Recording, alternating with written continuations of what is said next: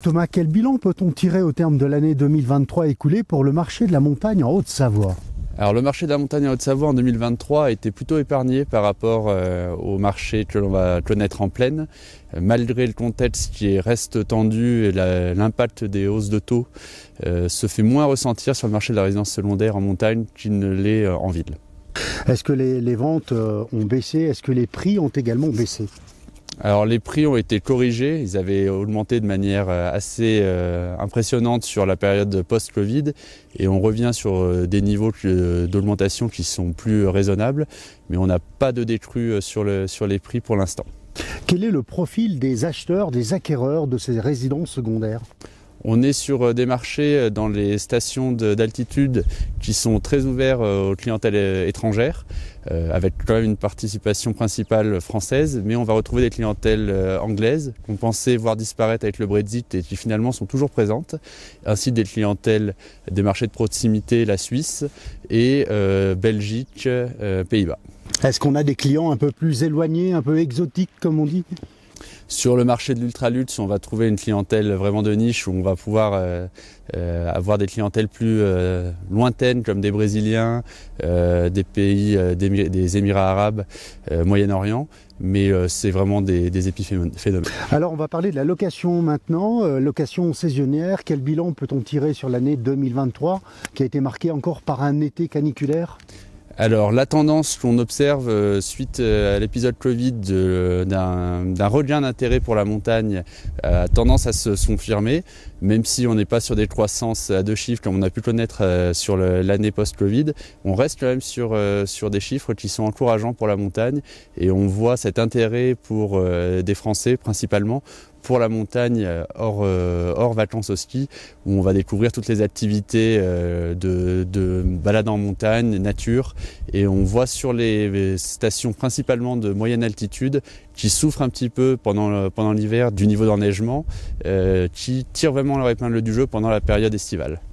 Si on parle maintenant du début de la saison d'hiver, la neige a été précoce, les vacances scolaires sont bien tombées, je dirais, entre Noël et Nouvel An. On a enregistré des taux de réservation assez conséquents, assez positifs. Alors le début de la saison hivernale a été plutôt positif. On avait effectivement un calendrier qui était plus simple que l'année passée avec les fêtes qui tombaient le dimanche et non pas au milieu du week-end. Et donc on a enregistré une belle semaine de Noël. Alors principalement sur les stations d'altitude plus élevée où il y a eu, on a pu assister vraiment à un report des clientèles du fait du manque d'enneigement de l'année précédente où les clientèles ont plébiscité les destinations qui offraient une garantie neige. Sur les stations d'altitude un peu plus basse, on a un léger retard sur l'ensemble de cette saison d'hiver par rapport à l'année passée par contre. Comment s'annoncent les vacances de février et puis la fin de saison d'hiver ? Alors on a eu un attentisme sur les vacances de février, sur les périodes qui sont normalement les plus fastes, avec les tarifs de location les plus élevés, et on a pu vraiment être témoin d'un arbitrage des clients sur les prix, avec un report plutôt sur des semaines un peu moins plébiscitées d'ordinaire et qui ont été mieux remplies que les semaines qui sont normalement les semaines où on est à 100% du prix. Cependant, il y a un rattrapage qui se fait et en dernière minute, avec l'enneigement que l'on a pu constater, ces semaines finissent quand même par se remplir. Et globalement, les gens attendent d'avoir peut-être de réserver hors vacances scolaires pour disposer de prix plus compétitifs ? On assiste effectivement à cette problématique de pouvoir d'achat qu'on avait déjà pu constater sur l'été, où on a vraiment un arbitrage sur des séjours qui peuvent être plus courts et des semaines qui sont normalement moins plébiscitées et qui, du fait de leur prix, se retrouvent mieux remplies que ce que l'on pouvait espérer. Est-ce que la saison va être plus courte que les précédentes du fait que Pâques tombe le 1er avril ? On a effectivement d'ordinaire ce lundi de Pâques qui sonne un petit peu la fin des vacances d'hiver et qui tombe cette année le 1er avril.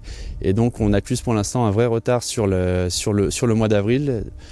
On a quand même l'espoir, si la météo, comme les dernières années, reste de notre côté avec des chutes de neige en abondance sur la fin de saison, de pouvoir enregistrer des réservations de dernière minute et de faire du bon ski de printemps. Ski de printemps, qui vient et qui fréquente la montagne l'hiver en Haute-Savoie ? Quel est le profil de la clientèle ? on va avoir un taux de clientèle internationale de l'ordre de 50% sur les stations les plus renommées, avec principalement une clientèle britannique, belge et hollandaise. On reste quand même sur une grosse propension de clientèle française. Les stations de plus basse altitude, elles, ont un pourcentage de clientèle française qui va être un peu plus élevé. Vous êtes référent des locations saisonnières en France pour la FNAIM. Globalement, comment se comporte le marché en France de la location et du tourisme ?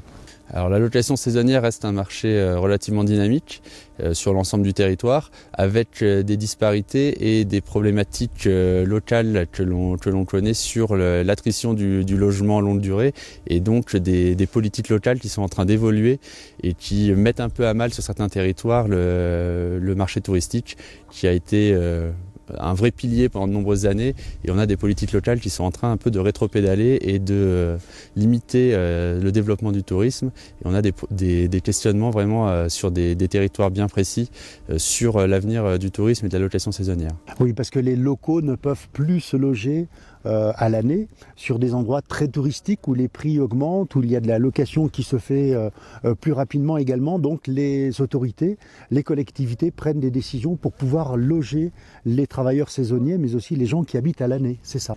Il y a une vraie réflexion au niveau national, et le gouvernement a lancé plusieurs missions sur la réflexion notamment de la taxation des locations de courte durée par rapport aux longues durées, pour lutter contre le phénomène Airbnb, qui est dans la tête de nos dirigeants la location saisonnière au global. On sait, nous, à la FNAIM, que ce n'est bien évidemment pas le cas, mais on a vraiment un questionnement là-dessus, et questionnement qu'on se pose aussi, nous, à notre échelle, puisque dans les territoires touristiques, on est plutôt moteur sur le fait de développer de la location à longue durée pour pouvoir loger des collaborateurs.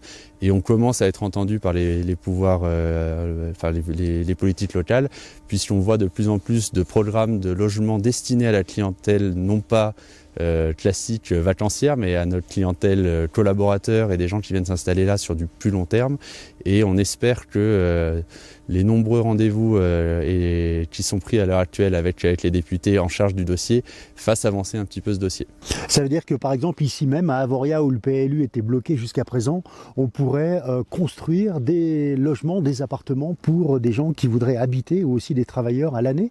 Tout à fait. On n'a pas de programme neuf pour du logement touristique, mais par contre, la mairie débloque des terrains pour pouvoir créer du logement pour des travailleurs à l'année ou en saisonnier. Et on a plus d'une centaine de logements qui devraient voir le jour à l'échelle de 3 ans. Et ça va tout à fait dans le bon sens, et ça fait des années que les socioprofessionnels locaux militent en ce sens, et on est ravis de pouvoir être entendus. Alors quelles sont les prévisions maintenant pour le reste de l'année 2024 concernant le marché de l'immobilier en montagne ? Alors le marché de l'immobilier en montagne, encore une fois, est relativement protégé, même si on commence à sentir les effets, comme partout ailleurs sur le territoire, des taux qui restent élevés et qui, bien qu'ils touchaient a priori moins les résidences secondaires, commencent à avoir un impact, et on sent un ralentissement du marché.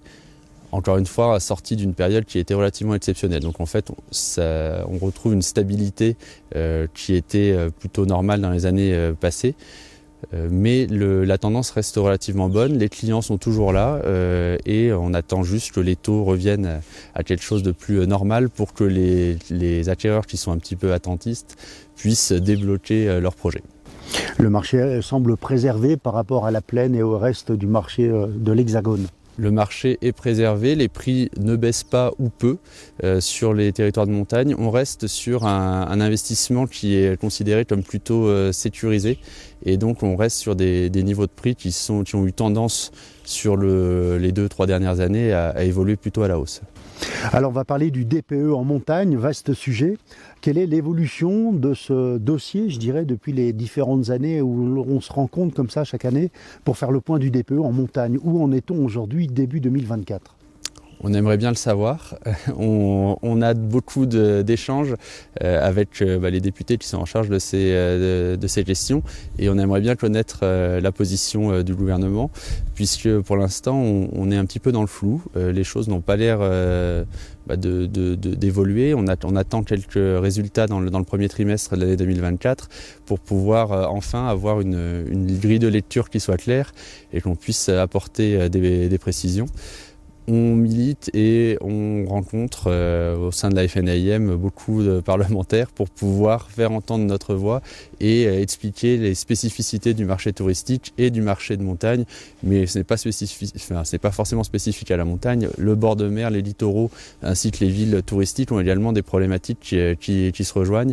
Et on a vraiment besoin d'une oreille attentive au gouvernement sur ces sujets-là, qui pourrait vraiment être un cataclysme au niveau touristique si les calendriers actuels pour la location longue durée devaient s'appliquer directement à la location touristique. Vous avez l'impression de ne pas être entendu par le gouvernement et tous ces changements de ministère n'arrangent pas les choses non plus? Alors la période est compliquée, on va dire, avec les changements au sein du gouvernement. Donc on espère juste avoir un interlocuteur rapidement, quelqu'un qui soit dédié au tourisme et au logement. Pour l'instant, on va dire qu'on laisse les choses se mettre en place et on espère pouvoir discuter de manière très rapide avec un interlocuteur dédié. Merci Thomas. Merci.